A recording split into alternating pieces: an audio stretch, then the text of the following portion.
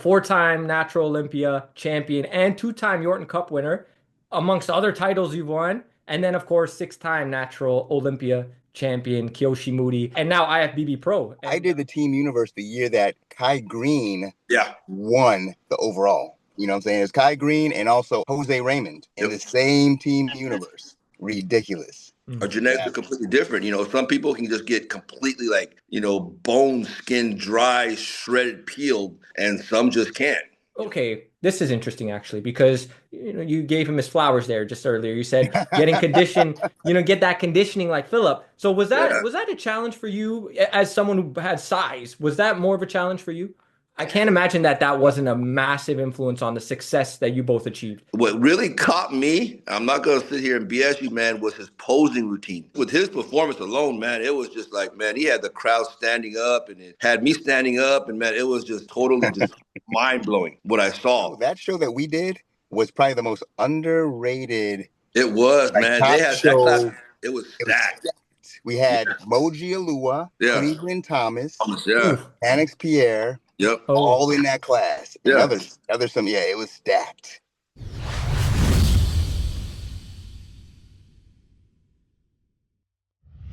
This is going to be a legendary roundtable. First one to start this series off, having a four-time Natural Olympia champion and two-time Yorton Cup winner, amongst other titles you've won. And then, of course, six-time Natural Olympia champion Kiyoshi Moody, and now IFBB Pro. And maybe we can want to start there, Kiyoshi. Just a quick synopsis of what we were talking about as you're prepping for a contest right now, right? In the IFBB? Correct. Yeah, correct. I'll make my pro debut this year. I was going to be last year, but I had some things that, it's just my body wasn't responding and I was going through a difficult situation. So this year, right around June, either in Alabama, Indiana, right around June, July, I'll make my pro debut. I was going to try to push it to May up in Washington and see if, how my body's responding. But I only got 5 weeks left. And if you make your pro debut, you got to start off with a bang. You can't just come out and, like, oh, this guy's just another Joe Schmo. And I see how these guys are coming in, and I'm not going to out-muscle guys. I know that right now. I got to come in and bring that,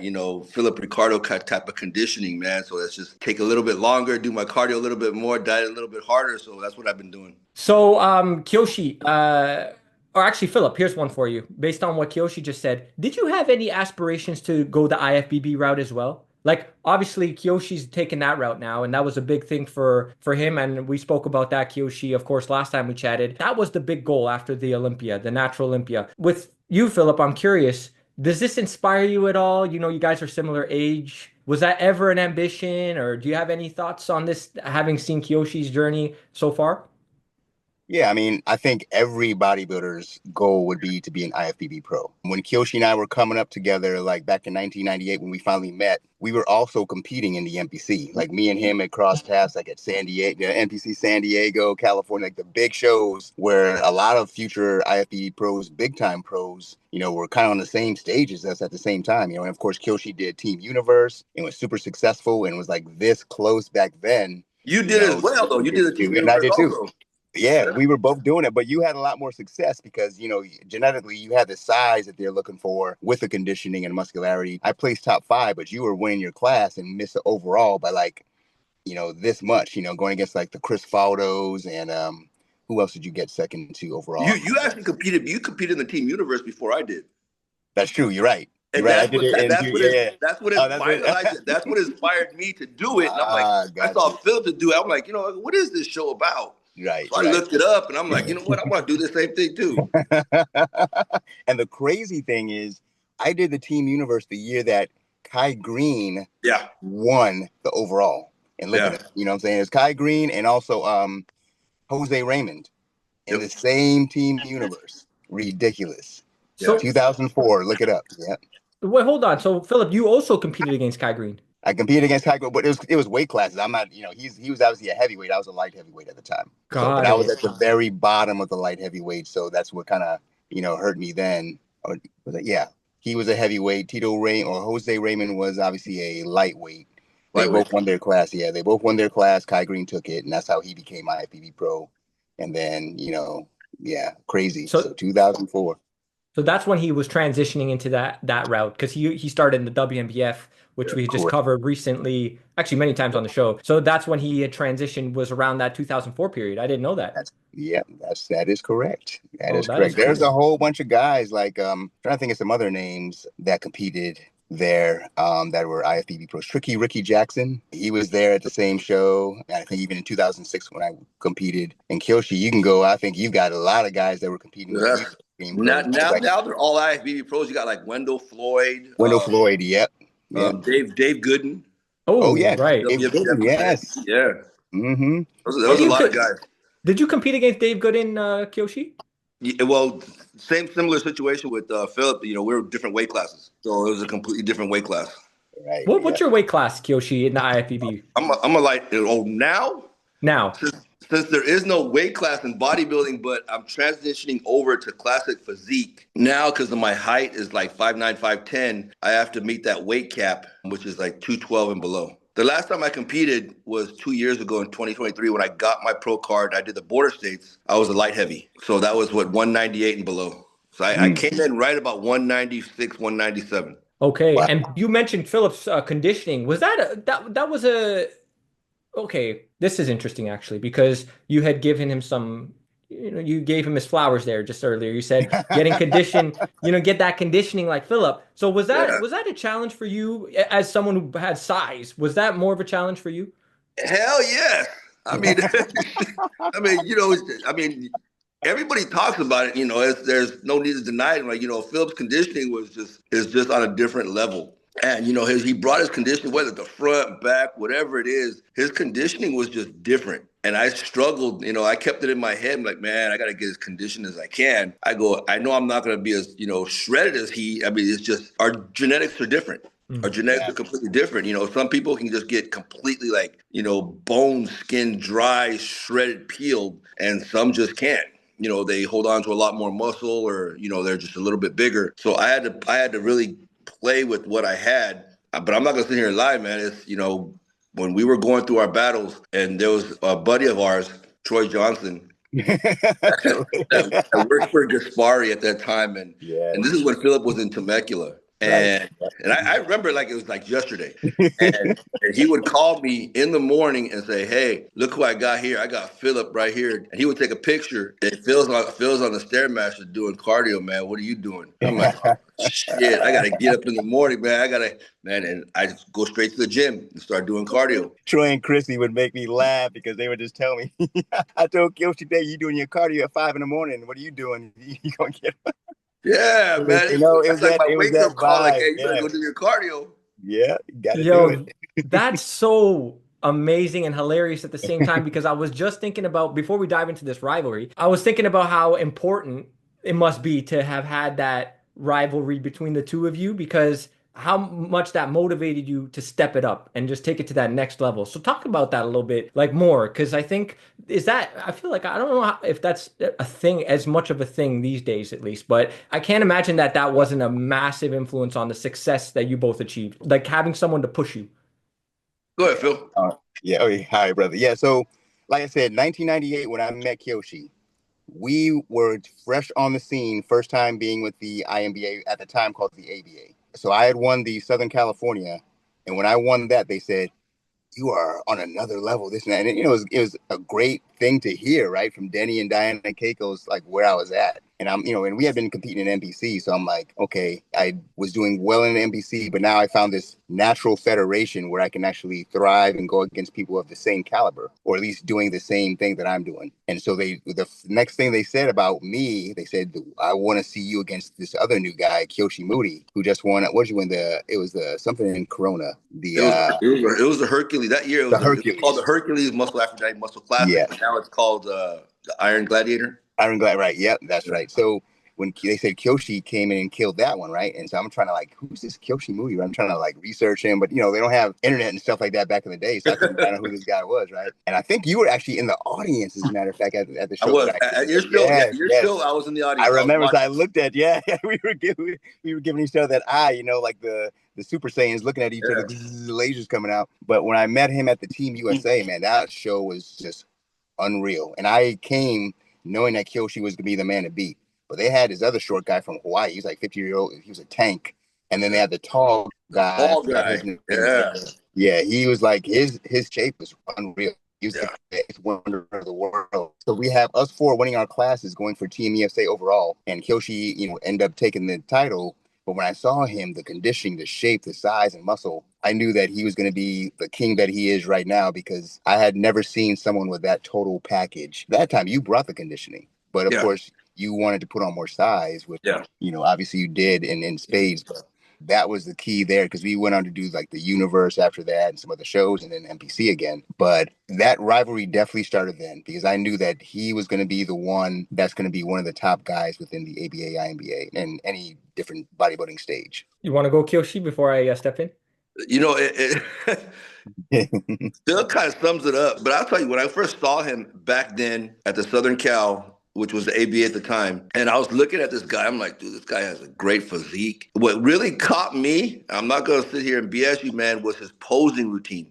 And he came out and did some stuff. He had the whole shebang, man. It wasn't like a routine. It was a performance. And being in the ABA at the time, that's what it was kind of about. You weren't rushed to be on stage. You could take your time, show your physique, give a performance out there. And just with his performance alone, man, it was just like, man, he had the crowd standing up and it had me standing up. And man, it was just totally just mind blowing what I saw. And, just from then on, our rivalry, it was different. Compare it to nowadays, I don't really see any kind of type of like rivalry just the way we had, or even like, some of the other guys that, compete in the WNBF and elsewhere. It's just different now compared to what we were, facing. And I knew that he was going to be at a show, so I had to be my best and vice versa. And all the Natural Olympias that we competed against, or, we even competed against, in the IFPA, we did a show.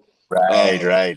And I knew he was Yeah. going to be there. And I'm like, this is the first time for me competing in the IFPA. So I didn't know as far as like, what, if it was conditioning or size or what they were looking for. So I had to do what I had to do is like, I had to come and bring in size, and Phil brought in conditioning and he beat me. And I'm like, damn, this dude, I looked at him like the whole time during prejudging, I'm like, dude, this guy's just damn on a different level type of conditioning, man. I have to really think about what I have to do when I do compete against him next time. I have to come up with a different strategy as far as like conditioning wise. And I can tell you, man, it's hard to get on his level type of conditioning, man. It's hard. That rivalry just continued throughout all these years, and it built a friendship. And we went places and seen places. And I think last time we were together was where we weren't. No, you were competing that year in Italy, I believe. Yes, you were the judge at Italy. Yes, at the World Championship. Yeah, I you remember competed that. in We were Italy. partying then. Oh yeah. Yeah. That was a fun time. We've traveled and we've been through places, and we've built that friendship. Whether he's on the East Coast, I'm on the West Coast, it didn't really matter. We've built that friendship, and that friendship still stands today. I love that. Man. Yo, go ahead, Philip. Oh yeah, I was gonna add too, like just like Kyoshi said, man. I'm gonna throw this out there right now. To me, I would much rather have Kyoshi's physique than my physique. I had to do the best thing that I could do for me because of my genetics. But Kiyoshi has the ideal physique, like the shoulder to waist taper, the arms, the legs, back, everything. He's got the total package. And if he comes in conditioning, he's almost impossible to beat. And I knew that. That's why I had to do what I had to do. And there was a couple of battles that we had, just like that 2010 IFBA show. I got lucky enough to finally take him down. But then he came back with that conditioning at the Olympia, and he turned the tables, and he was able to win that. And it was one of those things where back and forth, we're just, going at it, but we always had that respect because, like I said, to me, there's a reason why he won the Natural Olympia 6 times in a row. And when we were coming up, we had a lot of great opportunities with the INBA, PNBA. We were both sponsored by Horley's, and Horley's Nutrition, they're an international. They're like the biggest supplement company in basically Asia. And so we both were sponsored. They did a whole filming on us. And we felt like true athletes because they came out and did this whole story. And it kind of, we talked about each other leading up, I think, to the 2012 Olympia. It's something that we were being able to be made true professional athletes by being the sponsored and being pitted against each other, just like the best wrestlers, right? It's like The Rock versus John Cena or something like that. That's how we felt back in those days. And so it was cool. But at the same time, we still kept that friendship because we had that respect for each other. And I think, like Kyoshi was saying again, there's probably never been a rivalry, especially in natural bodybuilding, than what we had. That's incredible. And before I add to that or get to this next kind of transitioning from this conversation, The IFPA, Kiyoshi, did you compete in the Yorton Cup as well, or was that a different IFPA show? So I did compete in the IFPA, but it was the same Yorton Cup. But I didn't compete at the Yorton Cup. It Yeah. was called the Pro USA or Oh, something Pro like that. USA. Yeah. Yeah. But it was Oh, you know who was at the show? That show that we did was probably the most underrated, It was, like, man. They top had that class. show. It was It was stacked. stacked. We had Moji Alua, Yeah. Cleveland Thomas, Yeah. oof. Annex Pierre, Yep. Oh, all in that class. And Yeah. others some, yeah, it was stacked. And the Stacked. majority, I think the majority, except for like Moji, yourself, at that time, everybody else now are pros. Yep, Cleveland Thomas too, right? So, Yep, yeah, yep. Cleveland, Panic, Mm-hmm. yeah, they all went Panics to is one too. Yeah, yeah. exactly. They're IFBB pros. yo, did Exactly. Cleveland competed also because he's a WMBF world champion, but he didn't do the Olympia, did he? The Natural Olympia, or No, did he he? never did the natural. No. Oh, okay, okay. So that you guys just crossed paths at the IFPA. See, that was what we were talking about earlier, Philip, where the IFPA seemed to be like that meeting point where the WMBF guys and the Olympia guys could come and compete at this world event. That's what it seems like from when I'm hearing the stories, right? Yes. Yep. Yeah, at that time. Yeah, yeah. So I'm gonna read this out real quick. So we're talking now, Philip. You won the Natural Olympia 2007, 2008, 2015, and 2019. That's correct. Okay. And then Kiyoshi, you won it 2009 straight through to 2014.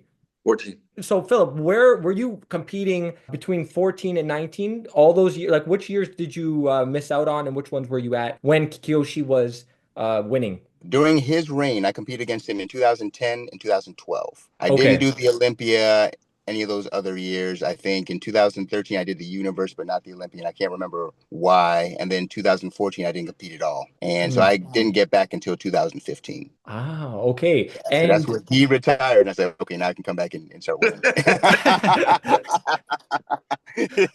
hey, that's like Kai Greene now. I think he's trying to do the Olympia in the IFBB I know now. he's like no more Phil Heath. You know what? Yeah, that's true. Yeah. That might be his, man. That might be his. It sounds like he's going for that, right? So, but okay. So then, in when did you win against Kiyoshi at the Olympia, Philip? What I years did never, you?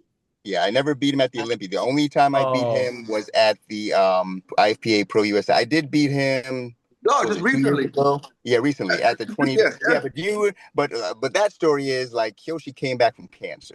You know, it was just a pleasure to be on stage with him because when you go through what he went through, and I had so much respect for him at that show, for him to come back and look the way he did after all that he went through. And we were talking a lot. Like he was telling me, you know, how your weight went down to like 145 pounds and, you know, the kind of traveling you had to do to get, you know, you thought you were going to die.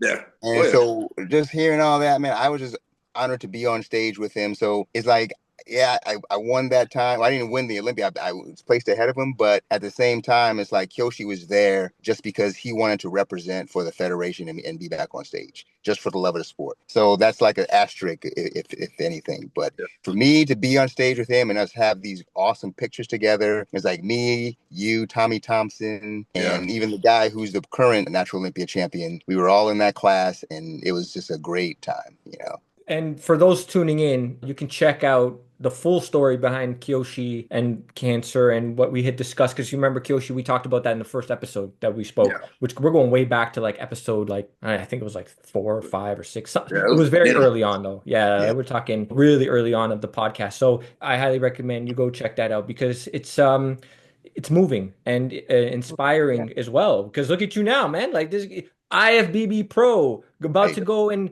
win Classic Physique, right? That's the goal, right? Hopefully. That's the goal, right? So, Yeah. and is that Masters, by the way, Kiyoshi?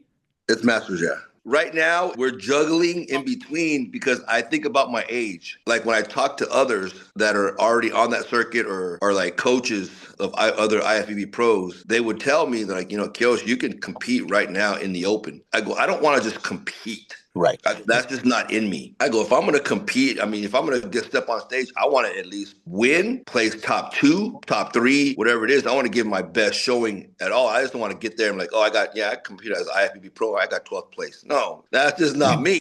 So right now, it's like, I'm not going to sit here and lie to you. It's the fear factor of like, damn, I go, this is the IFBB pro. These guys are huge. in order for me to get to that level, I don't think I want to push. I don't see myself pushing my body to that level, to that extreme. So right now, I look at a lot of the guys in the masters classes, and even those guys, because the masters is 40 and up. And, I'm pushing this year, I'm pushing 55. So, I got a lot of years on these guys, but then I see certain people that I want to step on stage with that competed like the Hidetada Yamagishis, and I've watched these guys compete, and I'm like, I want to be on that stage one day. And right now, I'm still juggling between classic and bodybuilding. Some said I should go bodybuilding, some say I should go classic physique, some say I should go open, some say I should go masters. My goal right now is to get to the Masters Olympia, which is in Japan. Ooh. And that's in August. And, I'm going to do a couple shows before that. There's an invitation that you can go through, but, you can put your name in the hat and see if you get qualified, if you get picked out of a hat. But I go, if I'm going to compete at the Masters Olympia, I want to be able to qualify, which is you have to win a show that's 40 and up. These guys are fairly still young, but I believe that I can do it. Depending on the show, if I jump into a big show, I was kind of like looking at the Legion Fest up in Reno, Nevada, and I saw a guy named Tony Burton. He won it the last, I think 2 years ago, he won it. And this guy is just like a brick house. I mean, he looks like a 212 guy. I mean, just totally thick and stacked. The more I look at him, I think to myself, I'm like, conditioning, and symmetry wise. Yes, he'll beat me on size, but when I start looking at the IFBB guys nowadays, they're leaning more towards conditioning. Mm-hmm. Of just overall size. Right. I agree. I saw at the Arnold Classic, they did the same thing where, I was like, okay, they're starting to finally get conditioning. You start to get, tighter glutes and hamstrings and things like that. You got that chance finally. Yeah.